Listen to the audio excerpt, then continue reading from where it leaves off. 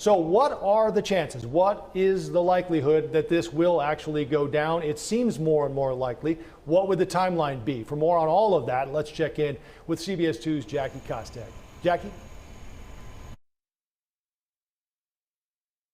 Contract to purchase Arlington Park for about a year, and I spoke to the mayor of Arlington Heights today, who said that the reason we're seeing more momentum with this deal right now is because there's a stipulation in that contract that says the Bears would have to get this deal done by early next year.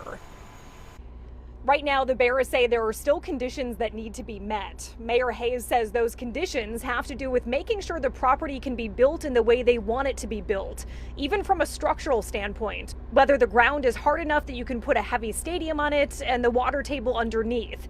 Those are conditions of the contract, Mayor Hayes says. The land has to be buildable. What the Bears envision has to be something that the village would approve. Hayes says the current plans are all within building codes and do not violate any ordinances, and is something that they would potentially support. Now, if the plan does go through and the Bears decide to move forward, Hayes says the plan would go through the normal approval process for any development that comes into the village. The Bears would submit formal plans, and those would be reviewed by the various departments, and then it would begin a public hearing process. It would go through the Plan Commission first and then move to the board. Hayes says the public will have many opportunities to weigh in. Hayes says with the deal not done yet, there is no timeline that he can share. Well, there's all kinds of issues that still have to be addressed. We're still in the relatively early stages. The Bears haven't closed on the deal yet, as you know. There's a lot of stakeholders involved, whether it be the railroad, other municipalities that are adjacent to the property.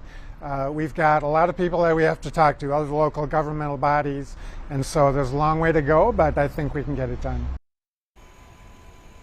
Now, Mayor Hayes says that he's spoken to officials from both Santa Clara, California and Arlington, Texas, where the 49ers and Cowboys somewhat recently made city to suburban moves. He said that's all part of the village doing their due diligence. And if they're going to do this, he said, they want to make sure they do it right. Joe?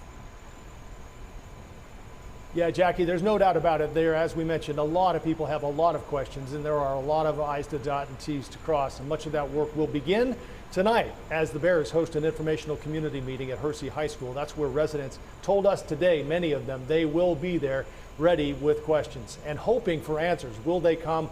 We will have to wait and see. We'll continue our coverage live from here at Arlington Racetrack. For now, we'll send it back to you in the studio, Jim and Marie. Joe, you spent the day out there. What does Arlington Park look like right now? Beautiful. It looks sort of serene and quiet, just like it did the day it closed, right? And I think that was actually something several people told me today as we wandered around downtown. They said, you know, they're anxious for something to replace this out here because it's just really sort of an empty hole in what was Arlington Heights and a big part of this village. And they're all looking forward to something replacing it, possibly something even as big as the Chicago Bears. All right, Joe, thank you. We'll check back in with you in just a bit. Soldier Field has been around since the 1920s. The stadium was rebuilt 20 years ago, part of a $632 million renovation. And now we want to go to Chopper 2 live over John Hersey High School there in Arlington Heights, where that community meeting with the Bears kicks off at 7 o'clock. Doors will open in about 20 minutes from now. Be sure to keep it right here with CBS 2 throughout the evening for live coverage of what happens inside.